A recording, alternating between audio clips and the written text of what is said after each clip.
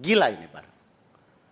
Orang yang sudah tes, tiba-tiba dianulir dengan perwakilan mereka.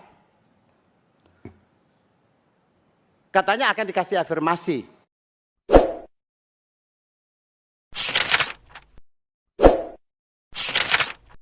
Terima kasih pimpinan, kawan-kawan anggota, Bapak-bapak dari BKN, PANRB, Kementerian PANRB, dan KSN. Pertama, saya ingin menyampaikan terima kasih dan penghargaan atas kinerja. Rata-rata di atas 95 ke 97 untuk semua mitra hari ini. Dan pada hingga bulan Juni ini rata-rata juga pengeluaran sudah mencapai kurang lebih 30%. Saya kira ini patut kita hargai di tengah-tengah kondisi pemilu dan seterusnya, dinamisasi pelaksanaan tugas-tugas di kementerian dan lembaga masing-masing dinamis. Karena ini hari kita bicara tentang pagu indikatif, yang otomatis nanti kita lanjutkan dengan konsinyering, lalu pagu definitif. Kita berharap bahwa Bapak Ibu sekalian, kita mudah-mudahan dari anggaran yang ada ini bisa kita tingkatkan. Namun ada beberapa hal yang pada saat satuan tiganya nanti Pak, saya minta dipertegas. Pertama kepada PAN, RB, dan BKN. Coba kalau bisa Pak dibuat satu program di satuan tiganya berkaitan dengan kajian efektivitas fungsionalisasi jabatan struktural eselon 3 dan 4 ini. Karena sebetulnya kalau kita bicara fungsional ini kan berkaitan dengan kredit-kredit, angka kredit itu. Dan sampai hari ini PP-nya atau juknisnya kurang jelas di daerah. Akhirnya kita minta hasil kajian itu dilaporkan ke kami di DPR tentang apa sih sebetulnya manfaat atau kemajuan apa yang dicapai negara dengan fungsionalisasi dari beberapa jabatan struktural ini. Karena ini hampir menggap-menggap, tidak lagi bunyi kedengaran, tetapi apakah ini justru efisien tapi justru kembali ke aku masih seperti yang dulu. Yang dulu ada struktur, ada bosnya lalu turun, tapi sekarang fungsionalisasinya terpisah-pisah, diikat-ikat saja. Ini penting sekali sebab kalau tidak nanti kinerja justru tidak maksimal, justru saling berharap. Saling mengharapkan pada tugas-tugas yang sebetulnya tidak punya atasan langsung yang bisa mengkondite. Karena kalau kita bicara fungsional kan kita bicara tentang bukan struktur dia lebih kepada ikatan-ikatan saja. Dan lemah ikatannya. Begitu lemah ikatannya, kinerja tidak bisa terukur. Satu. Yang kedua Pak, sebetulnya ada satu, terutama di Kementerian PANRB dan BKN ini juga, coba dicocokkan kembali nomenklatur jabatan, klasifikasi jabatan, terutama fungsional di Kementerian Kesehatan dan Kementerian PANRB atau BKN ini. Saya dengar dari kawan-kawan kesehatan banyak sekali benturan-benturan di sana. Salah satu korbannya adalah 690 bidan ahli D4 pada penerimaan P3K tahun 2023 ini. Pembatalan NIP. Gila ini Pak. Orang yang sudah tes, lulus 690 orang seluruh Indonesia, D4, tiba-tiba dianulir dan NIP-nya tidak bisa diterbitkan.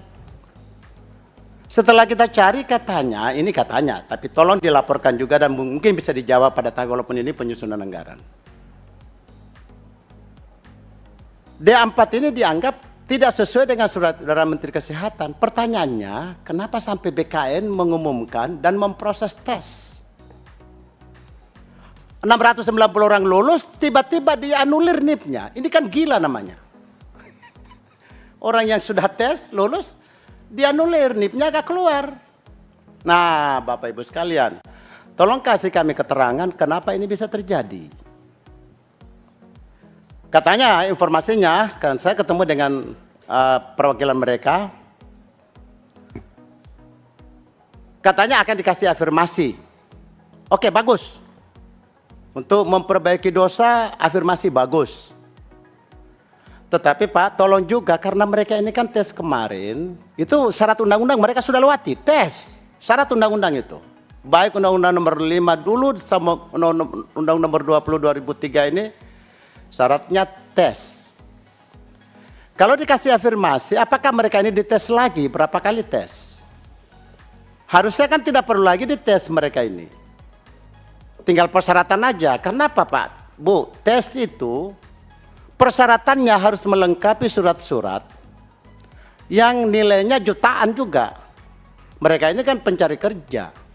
Jadi kalau surat kelakuan baik, surat persyaratan dokter dari kepala desa macam-macam harus diulangi lagi, kan mereka harus mengeluarkan uang jutaan lagi untuk hal itu.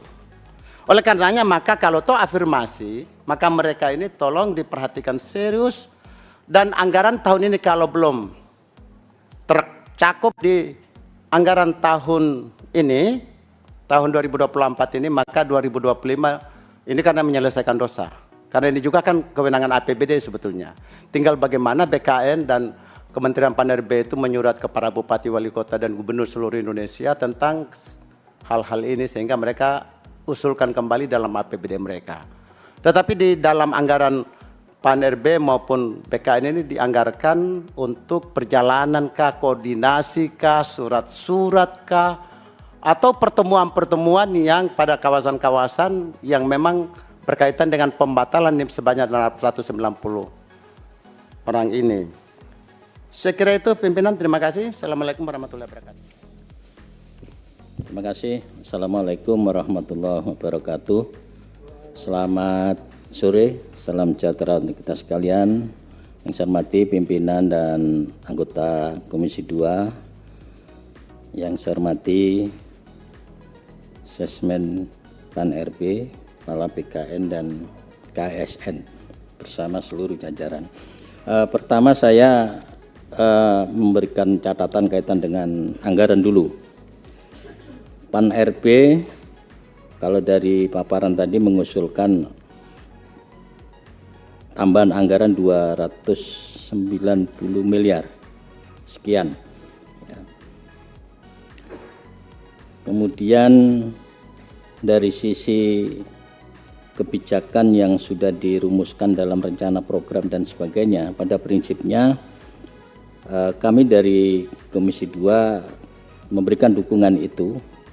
Namun demikian program ke depan Pan-RB ini bagaimana bisa mewujudkan visi misi yang sudah sering kita terima dalam setiap paparan.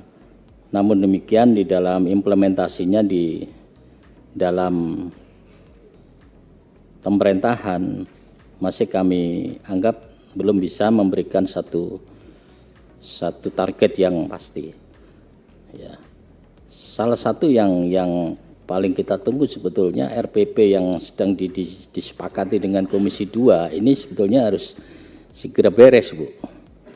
Tapi sampai hari ini juga belum. Nah, apa korelasinya dengan semua itu? Karena ini menyangkut kebijakan strategis di Kementerian Pan-RB. Jangan sampai terhambatnya RPP yang belum rampung ini membuat rencana-rencana strategis dan target-target yang sudah disepakati itu tidak tercapai. Itu aja menjadi catatan saya kaitan dengan anggaran ke depan.